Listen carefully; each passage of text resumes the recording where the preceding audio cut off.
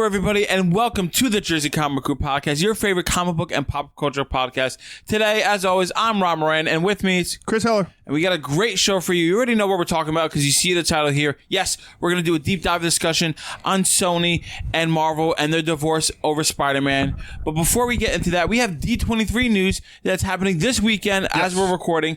So just a quick fun fact for you guys. D23 happens every other year. It's Disney's version of their Comic-Con, essentially. Yeah. So this is where they do the news announcements for everything in the roster, from Marvel to Pixar to regular Disney animation. And when I tell you there's a lot of news... You skipped Star Wars. What'd I say? You said Marvel, Pixar, but you didn't mention Lucasfilm. Sorry, and Lucasfilm. Thank you. We were talking about Star Wars. I'm just saying you could have mentioned it. I'm sorry. There's a lot of Star Wars news. I know. There's a lot of news that we need to talk about, and we're going to talk about some of the biggest and most important news for you guys. First thing we're going to start off with some movie news. Not a lot here, but there is some important things. Mm-hmm. So first off, Black Panther II is going to be released May 6th, 2022. 2022. I like that. 2022. 2022. Uh-huh. I'm excited for this. Me too. I love it. And the reason why I like it being pushed back, a lot of people don't. Mm-hmm. I'm going to tell you why it's smart. What? Let's do some maths. Some math? Ready? Math. Infinity War happened what year? 2018. 18. They were gone. Mm-hmm. They came back. It's been 5 years. Mm-hmm. So it'll be 2023. 2022. No. What's 8 plus 5? Well, they said since the incident, the snap was 2018, so it's in Endgame, it's 2022. It's 2022. Mm-hmm. If everything happens current timeline, Black Panther will be on track for happening right now. Instead of having a movie that happened in the future, like Spider-Man Far From Home, technically happened in the future, it didn't happen today. Yeah.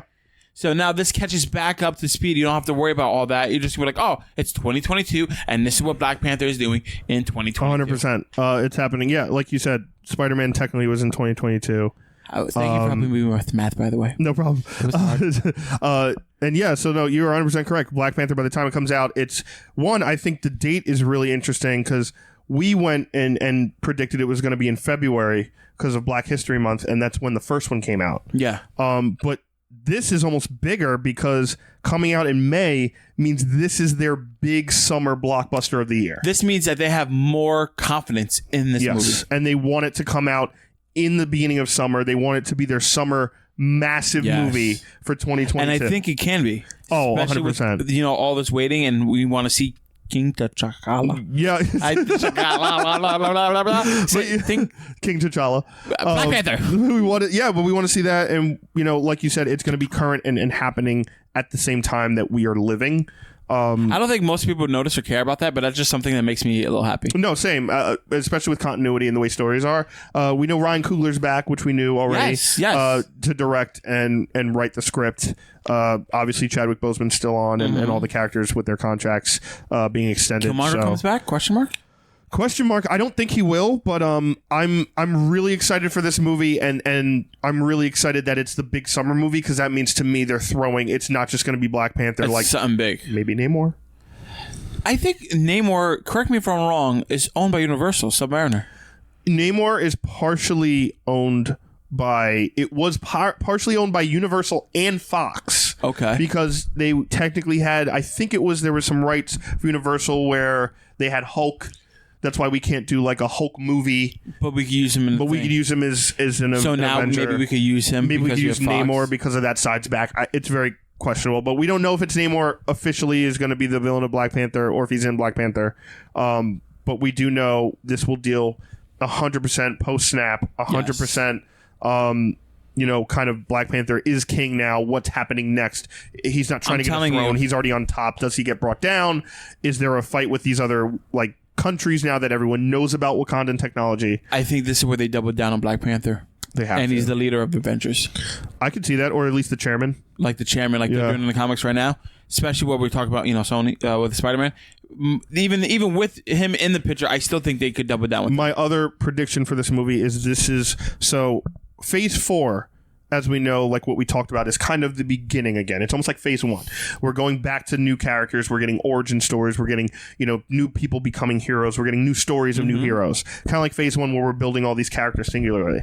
I think this movie, by 2022, one, it's going to be phase 5. Yes. And number 2, this will be the start of the build for the next Avengers team. What that team looks like, I don't know yet. We don't know. But I think Black Panther 2 will be the start of, hey, this is going to be the road to the new Avengers, or whatever they're going to call it. I don't necessarily think Black Panther is going to be the leader of that team. I think he will be one of them. Okay. I honestly think it could and should be Reed Richards. Ooh, no, he's not. He's not thing yet. I do. I think, I see why you say that. But I think by then, if you have Reed, Carol Danvers, and Black Panther, they're not. No one's going to take the mantle of Tony Stark and Captain America. But this will be kind of like that next wave of big time heroes, and the Fantastic Four are big time heroes, and Mr. Fantastic would be big. Speaking of a new wave, we have some Eternals casting. So, guys, real quick, Chris, yes, explain to them who the Eternals are, because we still get a lot of questions where people are not understanding who these characters are, and it's fine because they're deep cut. Yeah, deep cut. Think of it's a mix of they're godlike characters, almost like think of DC's Jack Kirby's Fourth World, but in Marvel. Mixed with kind of like the Inhumans, right? They're kind of like these alien space beings who have these powers. They live basically forever. They're very hard to kill. They have different major power sets. And they're kind of like cosmic space gods. Think like Ego the Living Planet. There you go. Cosmic space gods. Cosmic space gods. Technically, Thanos is an Eternal.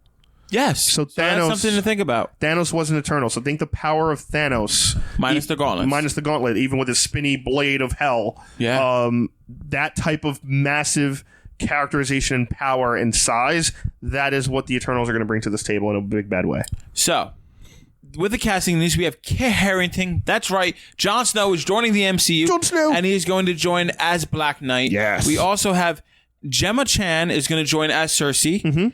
Now. Who also a name from Game of Thrones. Yes, name from Game of Thrones. Now, real quick, we said a lot of names you might not know. Who's the Black Knight? Who is Sersi? Chris? Yeah, kind of perfect for Kit Harrington. I was kind of hoping he was going to be kind of like a solo character, like we got like a movie out of him. Like I thought he was going to be Moon Knight, which we'll get to. I thought he was going to be either Moon Knight or maybe like possibly like an Adam Warlock or something like that, or like a Nova. I thought he was going to be Richard Rider. Yeah, like something different that he's kind of done a lot, maybe in a different aspect. It seems like they really wanted him to kind of almost be like the space version of Jon Snow, which is the Black Knight. That's a perfect way to. Yeah, he uses a sword. It has like these like mystical kind of cosmic powers in it. He dresses kind of like a knight. Like he dresses like a knight in armor. Jon Snow with an upgrade. Yeah, Jon Snow in space. Now, what about Sersi? Who is Sersi as the Eternal? So like Sersi, think of Sersi as think of the mystical characters from like Suicide Squad. Think of the Enchantress. Okay. From Suicide Squad, but upped to the nth power of power. She's like the Eternal's form of the Enchantress. She's the heavy magic user on the team. She's the mage user. Questionable background, questionable motive in this movie. Yes. Could be the villain. I think there's a possibility. But we'll see. Yeah, Cersei's a huge power set. Think of like Enchantress, Maleficent type deal in that aspect. So it seems to me that Marvel is dumping a lot of A-list celebrities in here. A lot of great talent in the Eternals in an IP, an intellectual property that not a lot of people know. It kind of seems like they're going to make this a big cornerstone in the Marvel Cinematic Universe. Do you agree? Totally. 100%. I think the hint was at the end of Far From Home, that first scene where Nick Fury's in space with, in the spaceship, almost like building S.H.I.E.L.D. in space, if he's doing sword or whatever he wants to call it. I think the Eternals are going to be the big part of Nick Fury's next wave. And I think the point is, listen, we barely got past Thanos with our own heroes, with the best of the best that we could find. What else is out there? Where are the more Carol Danvers type people? Where are the overpowered beings that we're going to need for whatever's next? So you think Fury's going to try to get these people? I think Fury's going to be a big part of Eternals in a big bad way when it comes to like trying to recruit them, almost like he did with Tony and Cap and the rest of the Avengers. And I think the Eternals are going to be one of the cornerstones of this next Marvel cinematic universe, as far as, one, like you said, this team is huge. Hell of a lot of star power. Angelina Jolie, Salma Hayek, Kit Harrington now. those are not small names. I think with the Eternals, they're going to go in the space realm, but in the space realm where like things get a little bit crazy and weird and out there, like Kirby-esque. Yeah, really push the boundaries of what we know. And a lot of people come to me like, oh, we already have a space theme with the Guardians of the Galaxy. The Guardians of the Galaxy are just pirates that goof off, and it just happens to be in space. And that's their genre, right? Like the Guardians have their genre when it comes to like, hey, this is what we are. This is what we do. They were the soft touch into the space, into the crazy that we can get in the Marvel Cinematic Universe. Now we're going to see the Eternals. You're going to see things that we never knew were possible. Yeah, I think it's going to be really cool. And I think, again, if these actors are saying yes to this project, that means they're not going away soon. This is going to be in a big way a part of this universe. And it's also really cool to see like these major actors who Angelina Jolie is huge. Films. Like I can't believe that she's signed Jolie, Salma Hayek, these people are they're known for acting, not so much like comic nerddom. And the fact that Marvel is now bleeding that gap to like people who are known for nothing like this is really cool in a weird way. Speaking of really cool in a weird way, well, not really a weird way, we have TV news and we have Star Wars news. Yes. So first thing we want to talk about, Star Wars The Rise of Skywalker has a new poster reveal. Yeah. And Chris, I want to say this looks beautiful. Yep. When I first saw it, it kind of looks like a poster for a new animated series that they were doing. Yeah. And I'm like, okay, this is great. Well, no, this is the poster for the movie. Mm-hmm. I still loved it. I thought it was a fan made. I just loved it. Yeah, I absolutely loved it. It's kind of like a shot. It almost looks like And Palpatine is definitely a force in this. Oh yeah, Palpatine is direct and center, and he's in the background. He's and palpable. kind of a part of space and a part of the stars make him up. To me, that makes me think he's not necessarily like in a human form in this. He's more like an entity of spirit.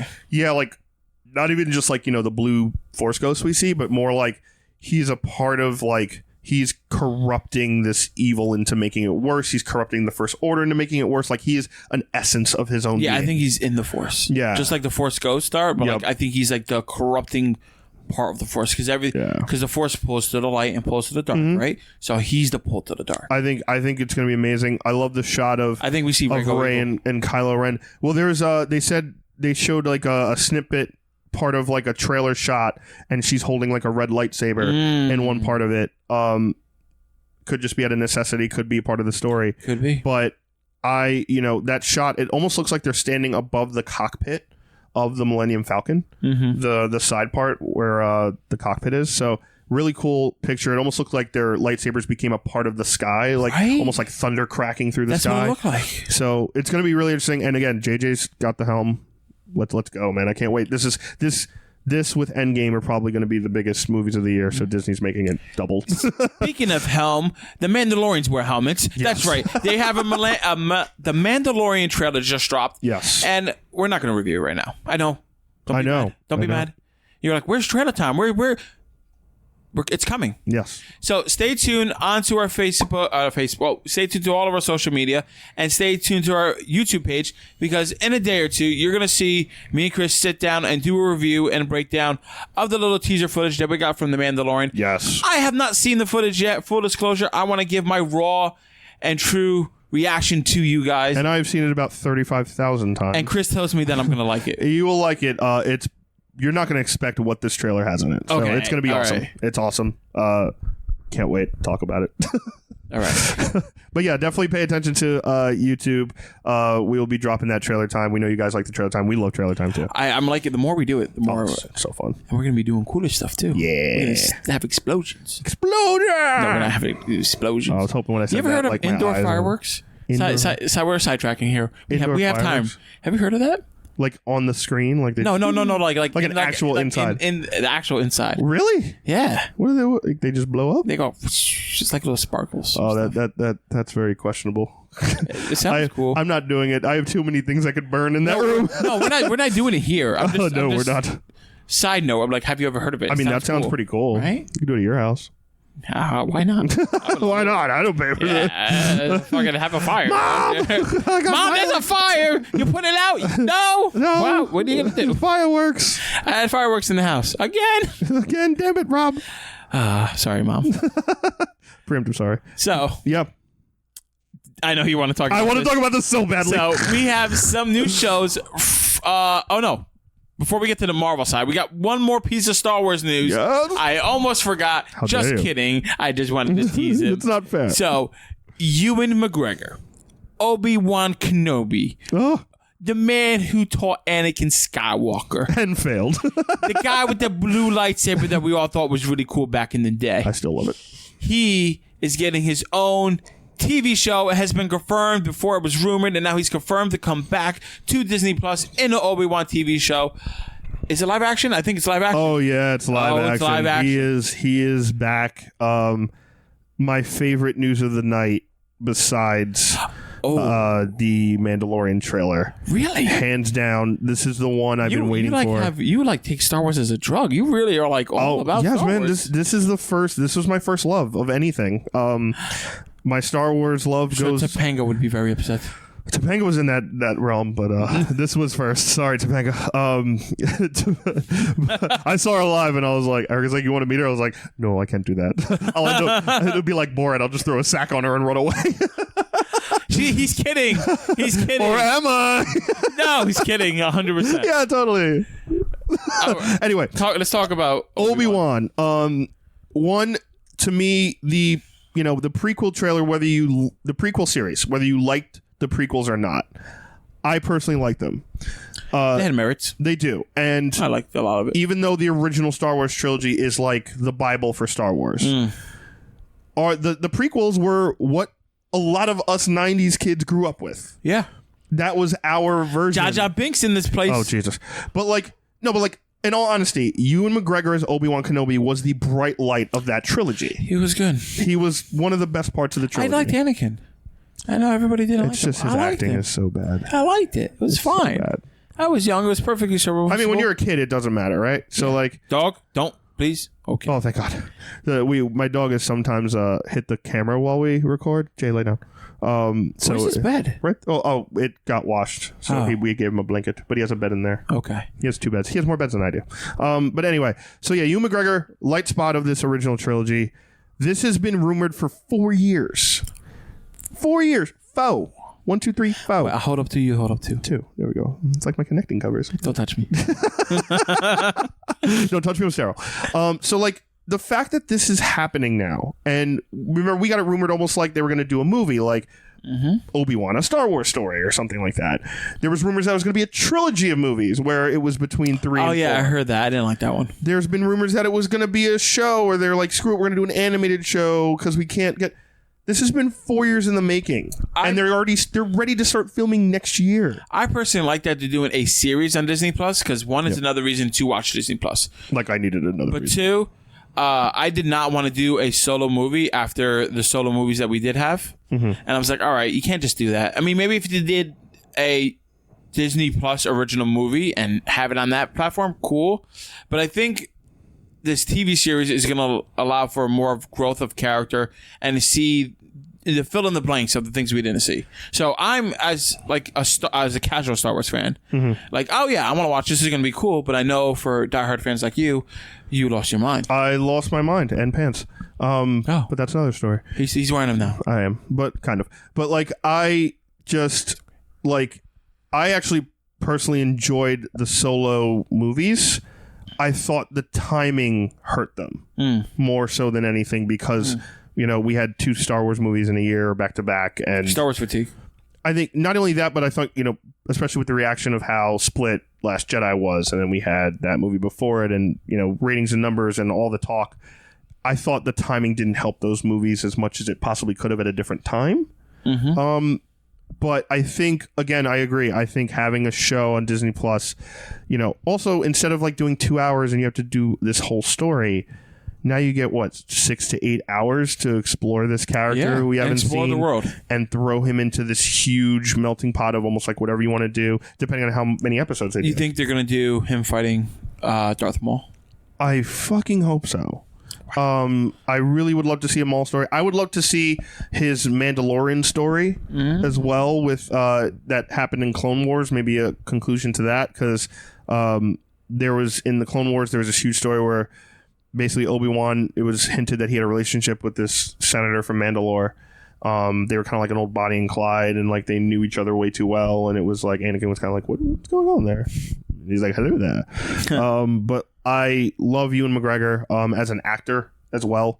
And I love him as Obi-Wan. And this is amazing for fans like me who like have been waiting for something like this for a while. Speaking of something amazing, we're going to get to the Marvel side of D23. Marvel has released 3 shows that I didn't think were going to happen. None of them. Soon. I didn't think like, any of these were going to happen. These shows, people have been crying out for. One of these, actually, just me, I was crying out for one of them. I didn't hear anybody else talking about this one. I'm actually excited for the one that you're not going to guess. I think you're excited for the Ms.Marvel show. I'm not. I'm excited for the She-Hulk show. I knew you were going to say that. I knew it. And I was like, She-Hulk. And I was like, wait, he might like Ms.Marvel. He hates like, I don't know. But so, real quick, we have Ms.Marvel. Yes. We have She-Hulk. Yes. And Moon Knight. All 3 of these are going to be shows on Disney Plus, confirmed to be in Phase 4. So we're going to get them relatively soon. Yeah. So, just real quick, a brief on the characters. Yeah.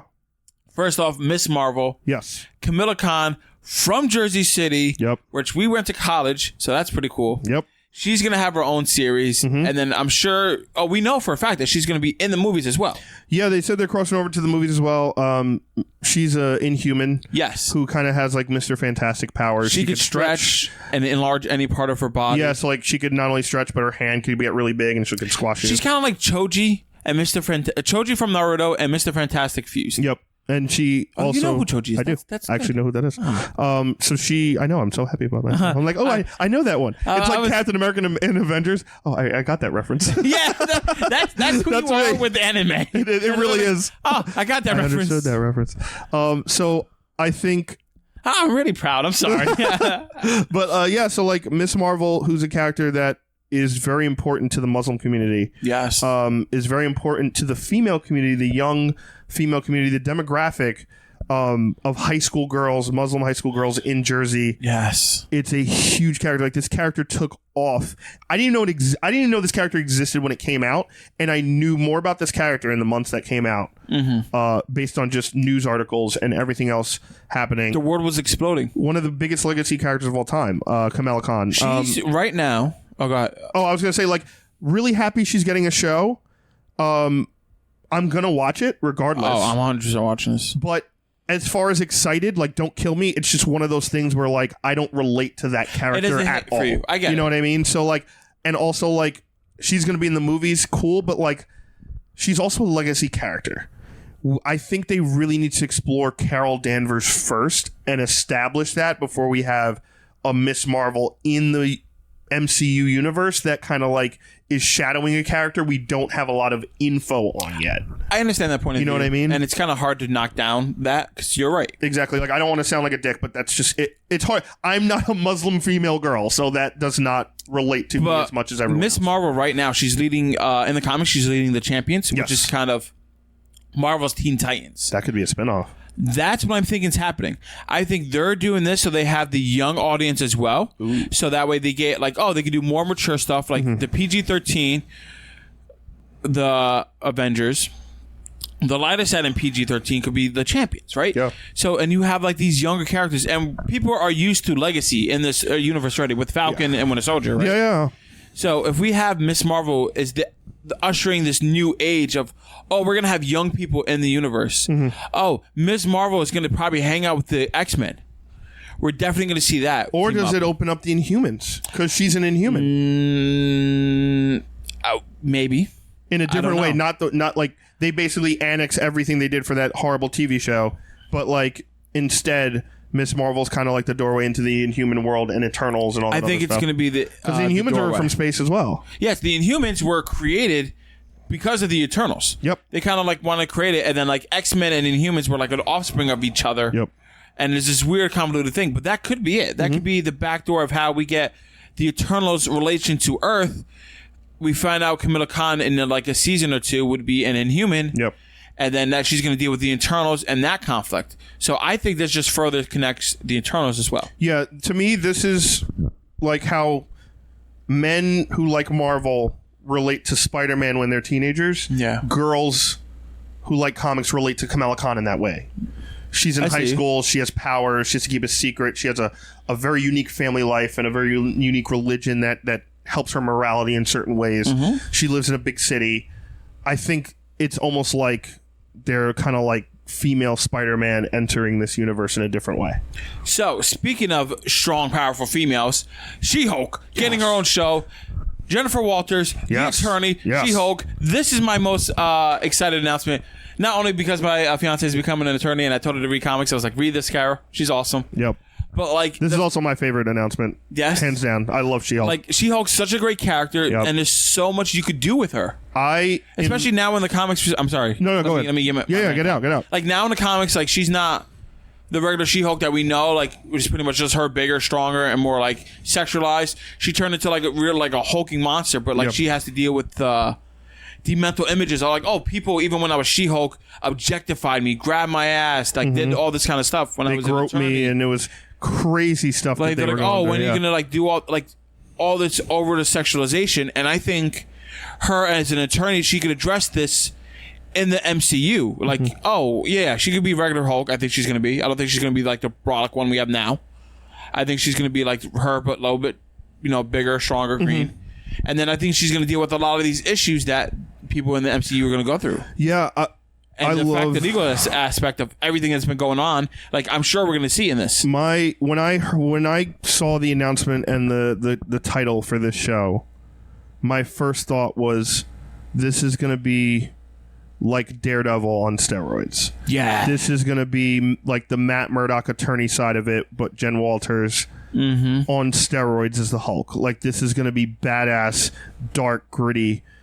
New York City, the beat, a lot of walking around the city, a lot of, mixing the issue with her superhero side into the legal system, and also being the cousin of Bruce Banner. I was about to say, she's the cousin. She has to deal with all of that. Being Hulk 2 or the not Hulk, you know what I mean? Being that, I think this is going to be a very unique show. I think it's going to be an awesome show.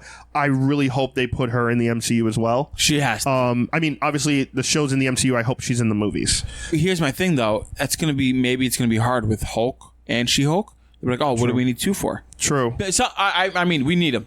Yeah. I can see people saying that. I mean, like, eventually, I hope she becomes a part of the Marvel Cinematic Universe as far as the movies. Maybe she comes in A-Force, the female-led version. Maybe. Strike Team. But I would love to see She-Hulk mix it up because she could handle her own with the boys, too. And she can. I would love to see her, like, beat the shit out of Thor. Or, like, something crazy like that. You could always have Thor and Hulk just go into space. Go into Guardians of the Galaxy and have She-Hulk be the Hulk here. True. You know what I mean? True. Like, you could get away with that. Yeah. But She-Hulk's a great character. I know Eric. Eric is one of Erica's favorite characters. She has her first Stan Lee signed book was She-Hulk #1, like the first She-Hulk. It's dope. In CGC, like that was the one she was like, no, I'm getting this one done.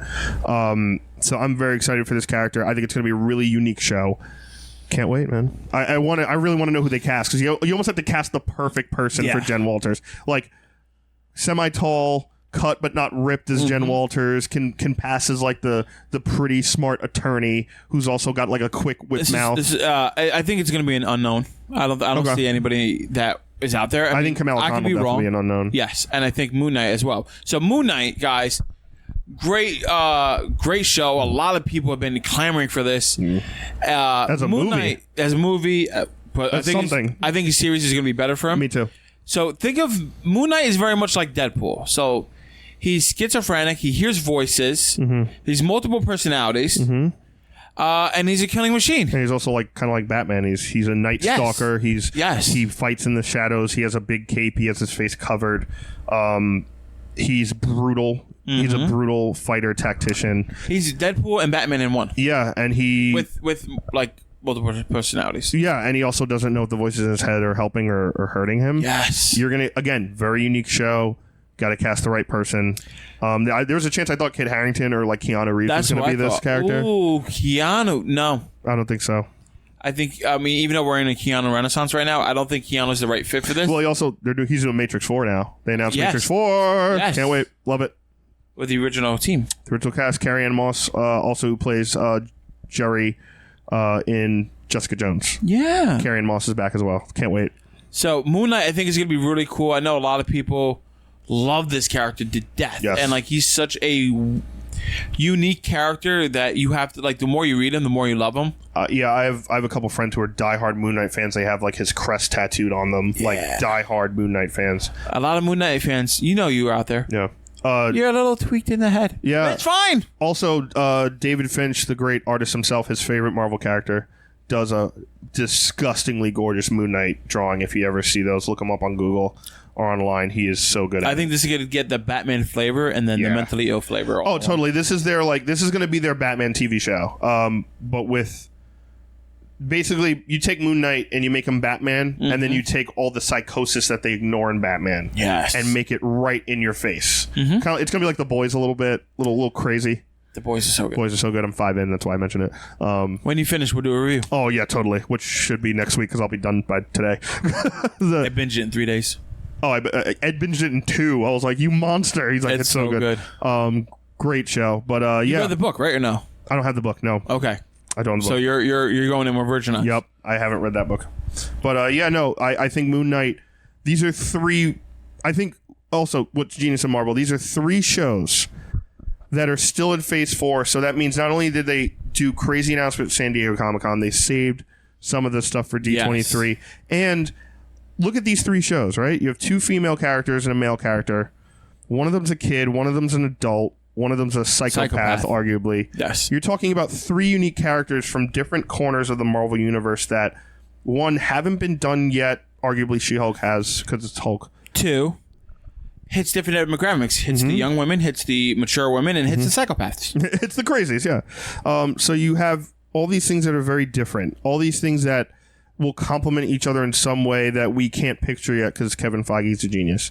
And I'm sure he's going crazy with these shows because, like, he can now tell not only the stories he wants to tell, but in a longer, cooler format. And he can allow his people to tell their stories. Exactly. And you could kind of like say, hey, we don't have to cut this down and cut this down. Like, no, take that comic part and put it right in the middle. So what a crazy time to be alive. The app comes out, I think, November 1st. Oh, yeah.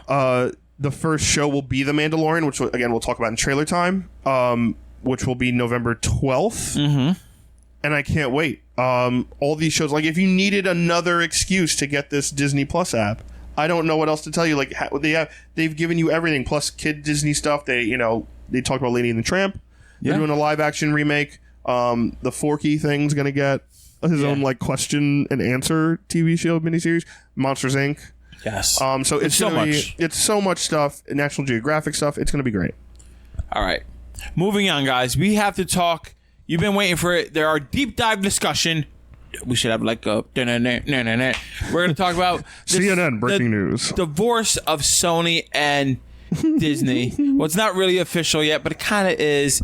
So our favorite character, Spider-Man, may or may not be in the Marvel Cinematic Universe. And I know if you're watching this show, you have done your research, you're looking up, you're freaking out. Yeah. You see that Kevin Feige and Tom Holland make comments that they're not doing this anymore. So we're going to break down this whole thing for you guys. Where I think we should start is going to be, what was the original deal? Yeah. Right? So we know that Sony and Marvel, Sony reached out to Marvel for help to create the Spider-Man movies. Sony, Spider-Man is their biggest IP.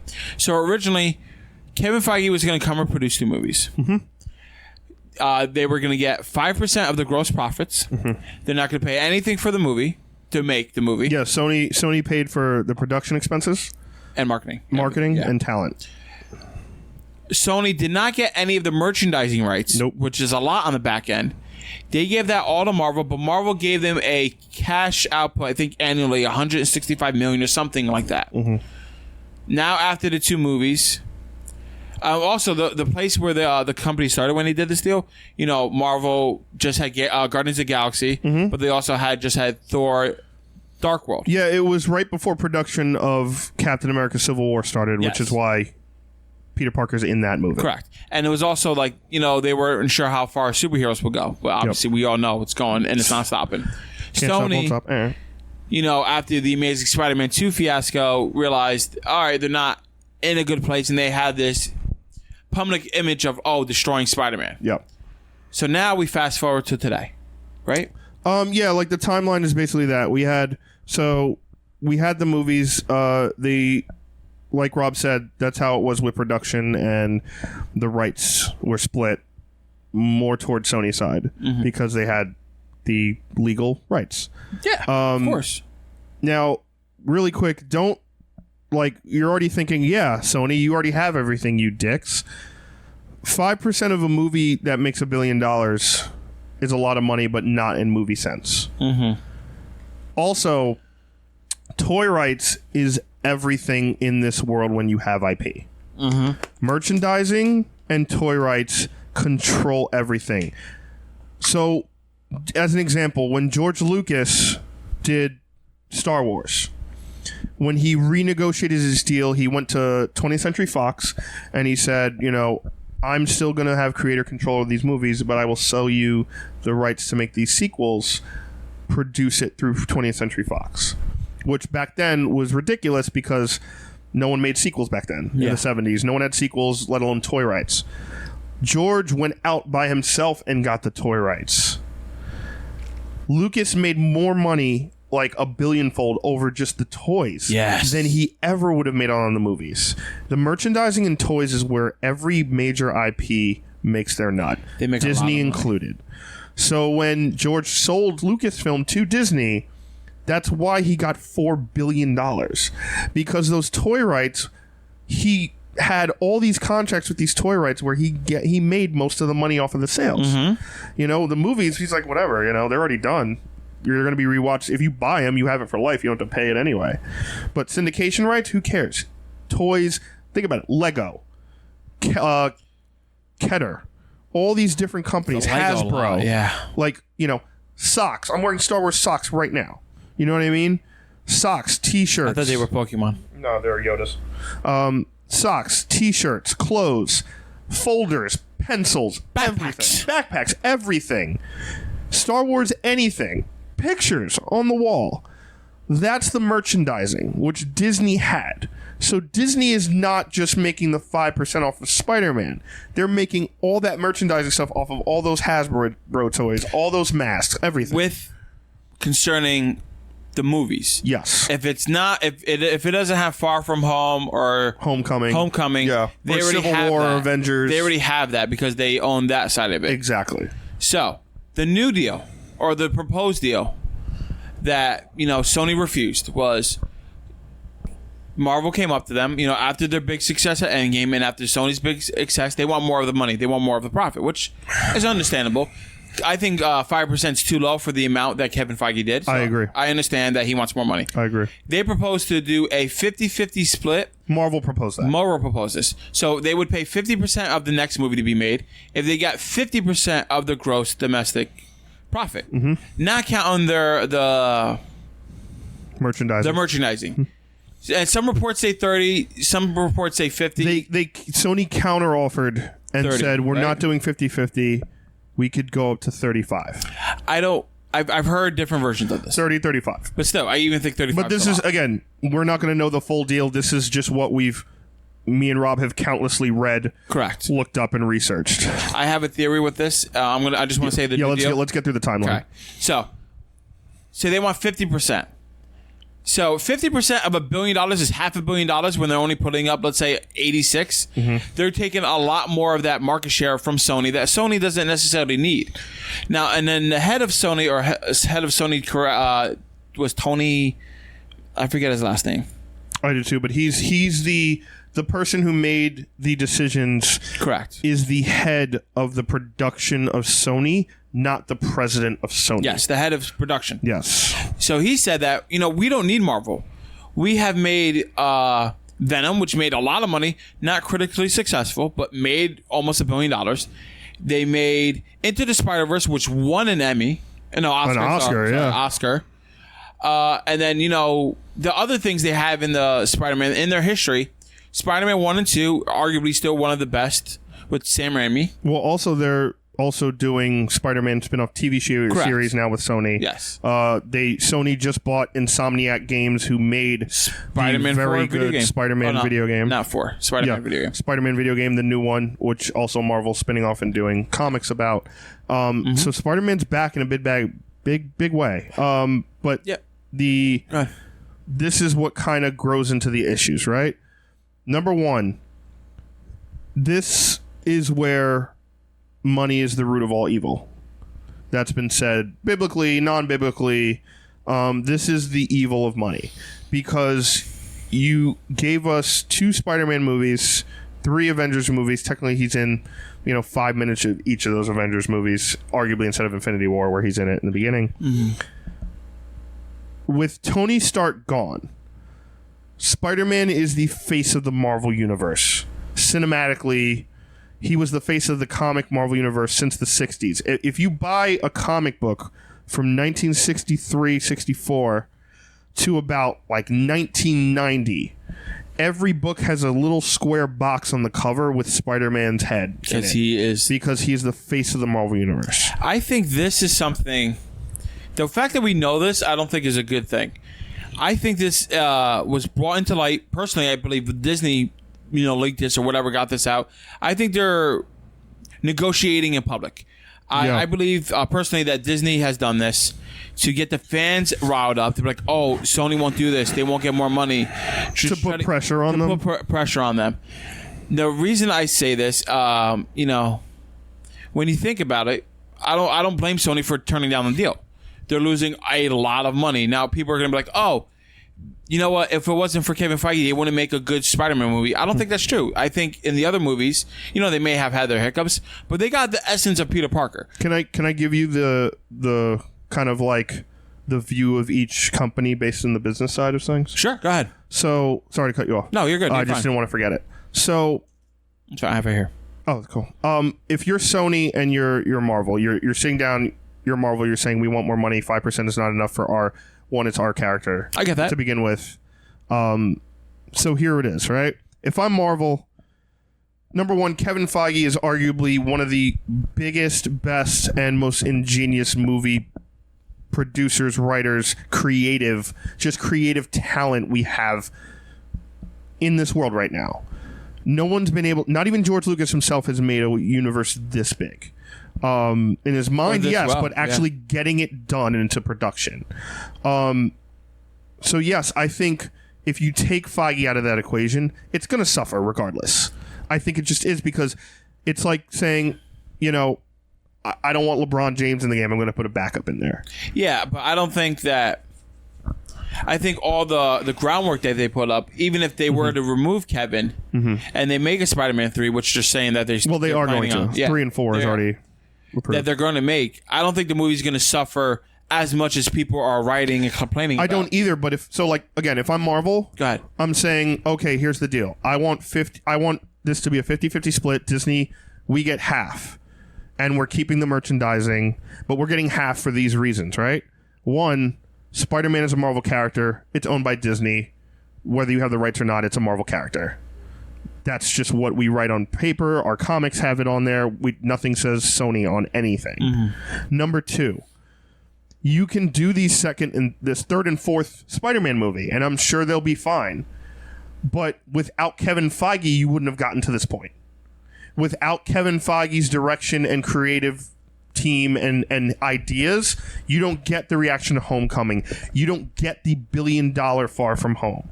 You don't get a movie that after Endgame arguably was as good, if not one of the best solo character movies Marvel put out, right after they did a movie that combined 10 to 11 years of movies. So you're talking, go ahead, 3 and 4, good luck, because we got you to this point and you're not showing us any love or thanks for it. That's Marvel's side of it. What's the counter? I know you're going to go into Sony's thing, but with Kevin Feige, putting his direction of what to do in Spider-Man Homecoming, Far From Home, still, Sony had people who wrote this, right? 100%. They had people direct this. This isn't all just Marvel's creative, and Sony just put it out. Yeah, no, Sony produced it. Yeah, produced it. They wrote it. They had these ideas that we liked. Yeah. They had to sign the contracts, and that's what I'm getting to too. So on Sony's side of this, you're saying, dude, you guys have merchandising. You're the ones who sold this character to us 20 years ago, and we have, regardless of if you like Amazing Spider-Man or not, or the third Spider-Man movie, we have fulfilled our contract in order to keep this character. Yes. We made $1 billion off of Venom. We made crazy money and won awards for Into the Spider-Verse. Which is still probably one of the best, if not the best Spider-Man movie. 100%. And we have done this with Into the Spider-Verse. We revolutionized not only the Peter Parker character 3 times, but we've introduced Miles in a way no one thought we could do. And on our end, you're getting merchandising rights, which we see none of, which is more than anything we'll make on a movie. Also, we're Sony. Our biggest movie ever was Skyfall, the James Bond movie, which is no longer with him. Which now it's to MGM. MGM originally had it. No, they have it again. They have it again? They have distribution, I think, to... it's 2 companies. One company has distribution internationally, and one has it here. Sony has nothing to do with it. That's fine. But Sony made the most money ever off of that movie. Off of Skyfall. For them, yeah. Now, Far From Home is their highest grossing movie of all time. That's the jewel. Sony isn't just a movie company. Sony is in video games, obviously the PlayStation. Sony has TV production. Sony has electronics. Sony as a company is not doing well as much as people think. Arguably their best distribution is PlayStation and the games that they have for that. PS4 is what is saving that company. Yeah. In other aspects, Sony TVs, Sony, software, MP3s, all the other electronic stuff, computers, that doesn't do well. As much as PlayStation, and every once in a while they throw it. So for Sony saying like, hey, not only did we make $1 billion movie on this contract, now you want to take half of that GDP for future movies that may not make this, may not have Far From Home. It may make $500 million. It may make, a couple $100 million. That is money that they need for that company to put back into their company to keep it thriving against guys like Disney and Amazon and, Warner Brothers. Just Disney alone. And who owns like 70% of the movie industry. Exactly. So it's not cut and clear is what I'm saying. Each side has their reasoning, and each side has valid points and invalid points. I think Disney is the villain here. I don't think there is a villain. I think if you had to pick one, I think Disney... Let me rephrase. Yeah. I think Disney's being the bully right now. I think this whole situation was done by Disney. The talking out loud to put this pressure on.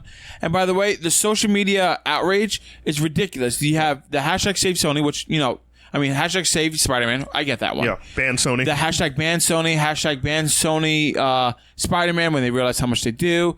They have Facebook events to storm Sony's office like they have with Area 51. Yeah. By the way, I'll see you there. I'm not going. He's not going. Yeah. Unless you want to be killed immediately. Yeah, I'm not doing that. But no, they have all these things. The memes have been great, though. The memes have been hysterical. Oh, yeah, the memes are great where... They had one the other day. Don't make me buy with you too. Well, my favorite one's the one with Sam Jackson as Nick Fury, where he's like, since it's a dumbass idea, I will not allow it. Yeah. He's talking to the Council and Avengers. There's so many. So many memes, but and then we have more recently with the social media response, we have Kevin Feige and Tom Holland both making statements saying that this is done. Tom Holland saying, I'm going to do Spider-Man 3, but I don't think I'm not going to be in the MCU anymore. Kevin Feige was like, we knew this was finite and this is what's happening. This doesn't mean the deal is done. These are just... Kevin is not in the discussion at all. He is not debating anything. He is like... he works for the company. He doesn't get to make this decision. And he makes a lot of money. And Tom Holland as well. So this doesn't mean it's done yet, because this is a lose-lose-lose. Yes. It's a loss for Marvel because you're losing your biggest character. And at the worst possible time, by the way. Yes. You're losing the face of the Marvel Universe when you just killed Tony Stark. Oh. Loss for Sony, because they don't have access to the MCU anymore. Which means they're also not going to get a piece if Spider-Man's like in an Avengers movie. That piece is gone. If Spider-Man's in a Sony movie. Also, Sony never got any part of the money when Spider-Man was in the MCU movies. So like Civil War, Infinity War, Endgame, nothing. They got nothing. That's rough too, man. I get it. That's rough. I get it. That's rough. But here's the thing. So like Yes, I agree with you. I think Disney is definitely the bully because it's the bigger brother, right? We have all the power, the money behind us, and it's diabolically smart, right? We're going to release this to the masses, and every idiot who has an internet account is going to be able to say their opinion. And because everybody's going to be like, Sony already has a poor perception of the Spider-Man movies before this stuff. Yep. They're going to be like, without Marvel, we're nothing. Yep. And then, everybody is... Disney has some crazy diehard fans that they're just going to keep going with this. Totally. And unfortunately, the stupidity of man is hurting this as well. But here's the other part. We are partially to blame as well as comic fans. Because... I'm not blaming you. Don't blame me. We're all partially to blame. We all should... Everyone has to take the equal blame if it's a part of it. If Sony can make the argument about their billion-dollar franchises... The fact that Venom made $1 billion on its own is a problem. Why? Because Venom is not a good movie. Venom is not great moments. That's true, but Venom is not a $1 billion grossing movie. The way that other $1 billion grossing movies deserve $1 billion. I would argue Into the Spider-Verse deserves to be $1 billion movie. If it wasn't animated, it would be. Oh yeah. Venom is not a great movie, but we see it because of the character, because it's a comic book movie, because we are fans. It also did. That's why we see it. So you can, overseas. It did, which is also questionably ridiculous. So, like, the fact that you were making movies, like, we had this discussion back when Suicide Squad came out. Made crazy money based on the characters that it's comic books. Harley Quinn, all these major characters. The promotioning. Not based on if it's a really good movie or not. Honestly, that hurt Disney too, because we went out and saw Venom, which Sony sat there and was like, hey, it's $1 billion movie. And Disney's probably like, are you kidding me? That movie isn't... It's $1 billion... It's $1 billion movie. At the end of the day, it's $1 billion movie. About the money. Yep. It's all about the numbers. They could sit there and have a 5-year-old argument, right? Oh, that movie sucks. It's $1 billion movie. Oh, I'm sorry. What is it? It's $1 billion movie. You know what I mean? Like, Scoreboard. Exactly. Yeah. That's all that matters is the dollar sign. So yes, we are partially to blame, but obviously this is something that isn't over. People think it's done deal. It's not done yet. At the moment, it's just stopped negotiating, which also makes sense why we didn't hear anything about Spider-Man in San Diego Comic-Con about announcements. We didn't hear anything about D23. You know, you can't... As fans, it sucks, right? As fans, this is tough, especially the way Far From Home ended. They could also... Here's a little tinfoil hat thing. Ooh. They could also be doing this to get people more riled up about Spider-Man. I don't think so. I don't think so. I'm just saying. I mean, that would be the biggest dick move. We would never know. We would never know. We would know. We would never know. If they did this, we would never know. I don't know, but I'm just saying, like, it would be the biggest dick move. I think it's too convoluted, and it also makes sense on each side of why. Question for you. You know what I mean? I totally understand each side, and I totally agree that Disney is the big bully in this, pushing that ahead. Question. Ready? Does Disney try to buy Spider-Man? If so, how much?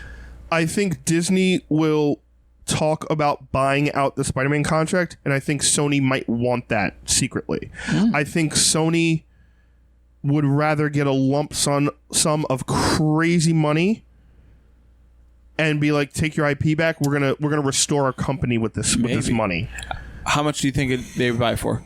Or how much would they sell it for? The Fox deal went down for what? It was like $475 million or something like that, or $75 billion or something like that. It was like $75 billion, wasn't it? No. Billion? Wasn't it billion? It was crazy. I don't remember the Fox numbers. I remember they bought Lucasfilm for $5 billion. $4 billion was Lucas. All right, just focus on something. But like the Fox deal had a bunch they of bought things. the company. Yeah, they bought the whole company. So like Lucasfilm was bought for $4 billion. $2 billion? 5. No way. Sony's not selling it for 5. Because they've had, theoretically, think of it like this. I see no way. I understand that. As of right now, this franchise, they have made $3 billion. Marvel's help, yes or no? They made it 2 with the Spider-Man movies.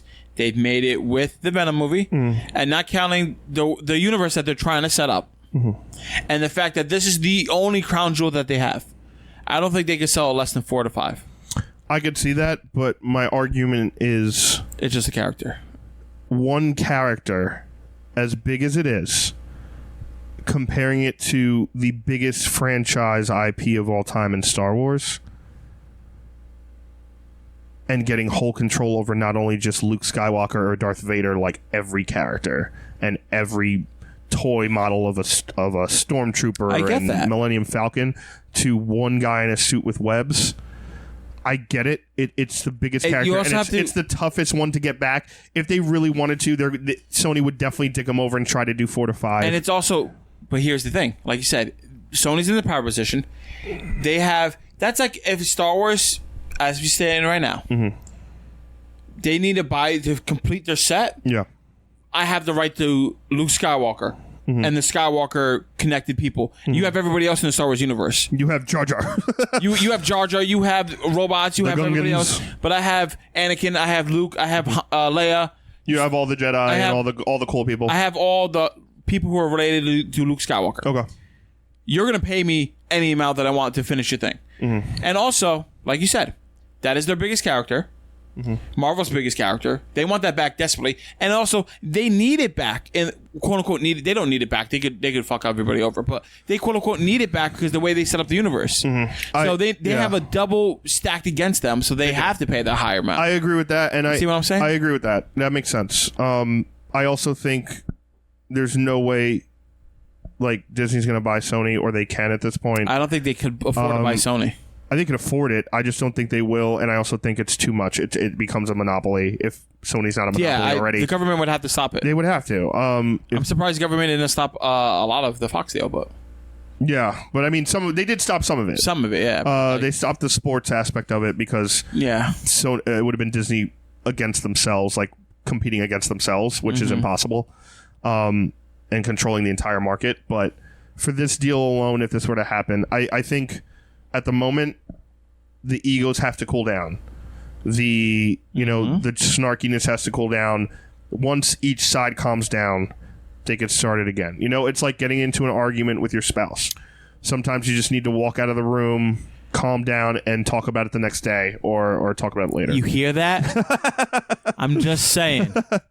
But like, I didn't even say it. But no, that's just what sometimes you just need to calm down and talk about it later once cooler heads. I don't think at all this is over. I think people are really overreacting. I think it is a shock. It's one of those shock things to hear immediately, but they have been doing this for a while. Like they have been there have been people like, listen, this deal is about to be done. I have another question for you. Sure. Out of the box question before we wrap up. Because of this tension, does Universal knock on Marvel's door, but like, you want Hulk back? You want something there in our back? Do they make a plea? They're like, hey, you want to buy these out real quick? I don't. They're trying to be like, hey, yeah? No, I don't, because I think Marvel hasn't used those characters to the point where it's relevant for them to do that. I think they would rather bide their time and see what they do with the Hulk and see what they do with those characters than just be like, hey, you could buy these back for this, and that's chump change compared to what Sony's going to give you. That's not what these big companies want to do. They want it like, hey, I'm going to wait till my character becomes a premium, and you have no choice because you need it for whatever you're doing. Like what they're doing with Spider-Man. Like what they're doing with Spider-Man. I don't think they're big enough yet or important enough yet, especially compared to the face of the Marvel franchise. Fair enough. Again, Far From Home set up Peter Parker as the face of this universe. Yeah.